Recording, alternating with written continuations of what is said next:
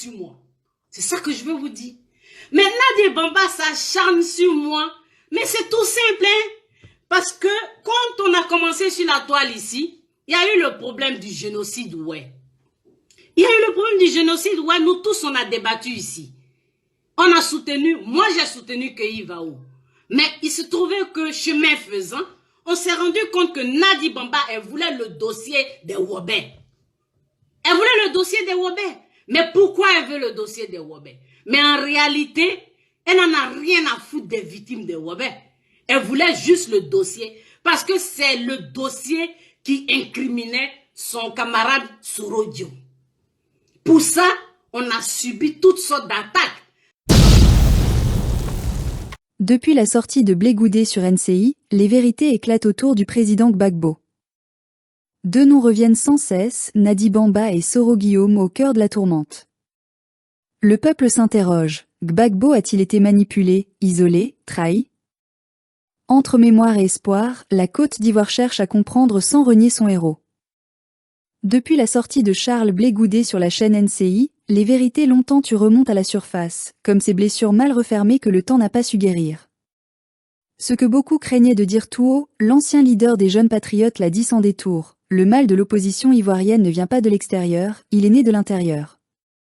Et, au cœur de cette tourmente, deux noms reviennent sans cesse, comme un écho qui refuse de se taire, Nadia Bamba et Soro Guillaume. Deux figures, deux symboles, deux ombres qui planent sur la trajectoire de Laurent Gbagbo, ce géant d'Afrique, devenu malgré lui prisonnier d'un entourage qui n'a pas toujours compris la profondeur de sa lutte. Il faut avoir connu la Côte d'Ivoire des années 2000 pour comprendre la déchirure actuelle. Gbagbo, c'était le rêve d'une Afrique qui se lève, d'une Côte d'Ivoire souveraine, libre de ses choix, fière de ses enfants. Il incarnait ce souffle de dignité qui manquait à un continent fatigué d'être commandé, humilié, dirigé par procuration. Il avait le verbe, le courage, la vision. Mais autour de lui, certains ont vu dans sa grandeur non pas une mission, mais une opportunité. Et c'est ainsi que l'histoire de la refondation s'est peu à peu transformée en tragédie. Oui, Gbagbo a été trahi. Et plus encore, il a été mal conseillé. Ceux qui auraient dû protéger sa vision l'ont parfois détourné de son cap. Les courtisans ont remplacé les compagnons. Les intérêts ont supplanté l'idéal. Dans cette atmosphère empoisonnée, les faux frères ont prospéré. Pendant que le peuple résistait à la machine impérialiste, pendant que des milliers d'Ivoiriens donnaient leur vie pour défendre la souveraineté du pays, certains dans l'entourage du président complotaient, négociaient, ou se faisaient les relais des forces qu'ils combattaient. Le nom de Nadia Bamba surgit toujours avec ce goût amer d'incompréhension. Que représentait-elle vraiment au sein du cercle présidentiel? Était-elle seulement la compagne du président ou une actrice politique de l'ombre? Beaucoup d'Ivoiriens s'interrogent.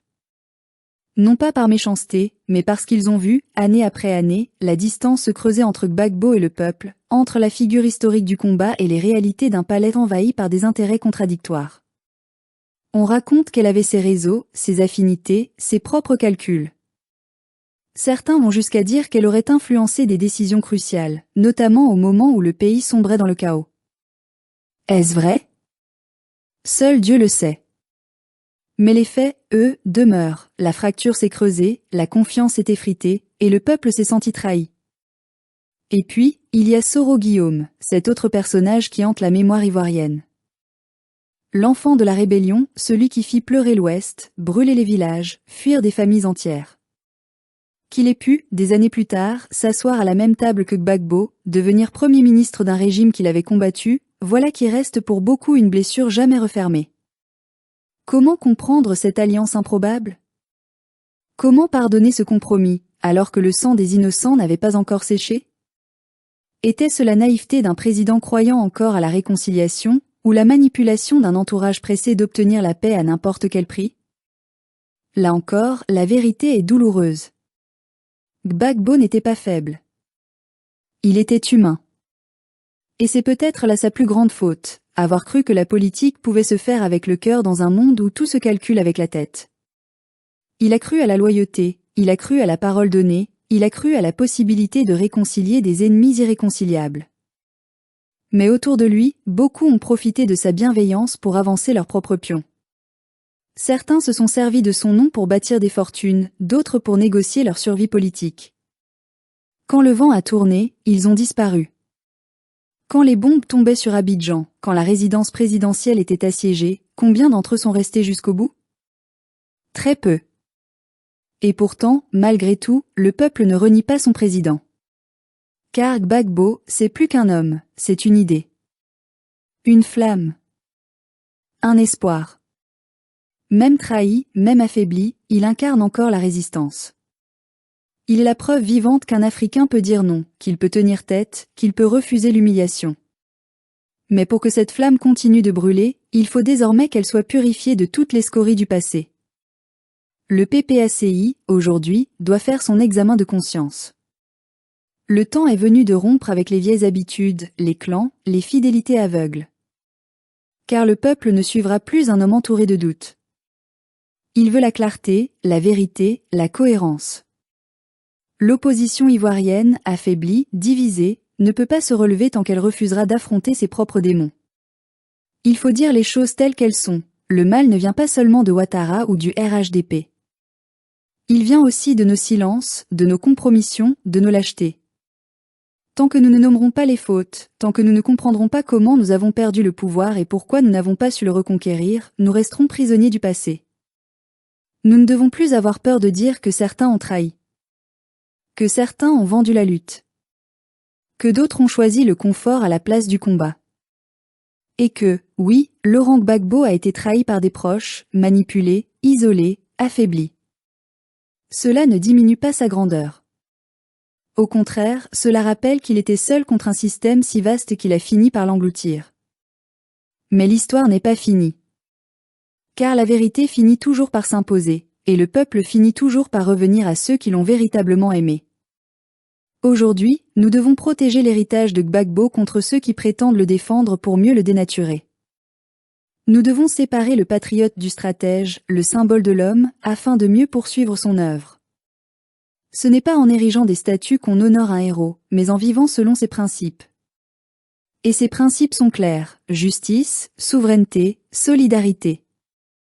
3 mots que beaucoup ont trahis, mais que la base du peuple n'a jamais oubliés. Oui, le président Laurent Gbagbo a été manipulé. Oui, il a été entouré de personnes qui n'avaient pas son courage, ni sa vision. Mais non, il n'a pas perdu sa valeur. Il reste notre repère, notre boussole. Ce qu'il a semé ne mourra pas. Mais c'est à nous, désormais, d'en protéger le sens. D'écarter les profiteurs, les manipulateurs, les infiltrés. De rendre au combat sa pureté. Car la libération d'un peuple ne vient jamais d'un clan, mais d'une conscience collective. Nous avons encore la force, nous avons encore la mémoire, nous avons encore la foi. Le combat continue, mais il doit être assaini. Et si la vérité blesse aujourd'hui, c'est qu'elle est en train de guérir demain. Nous devons oser la dire, sans haine mais sans complaisance. Car un peuple qui ferme les yeux sur ses propres erreurs est condamné à les répéter. Et nous, Ivoiriens, avons trop souffert pour recommencer. Alors, que chacun se souvienne, si Gbagbo est tombé, c'est parce qu'il a été trahi, pas parce qu'il avait tort. Et si la Côte d'Ivoire doit se relever, elle devra d'abord se délivrer des trahisons qui la rongent encore. Le temps des masques est terminé.